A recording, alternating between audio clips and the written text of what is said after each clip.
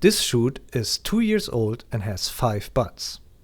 But only bud number 4 and 5 showed growth in the last year. That is a very difficult situation to come back from. Long spurs like that usually are avoided when pruning.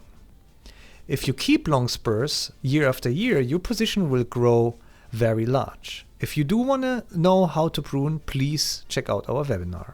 Here we show you 2 options how to restore those spurs on a young muscadine vine. Option number 1 is to keep the lower shoot here in position 4 and cut the spur between position 4 and 5. You repeat that process year after year until you are closer to the cordon. The second option is that you do have a shoot coming from a basal bud.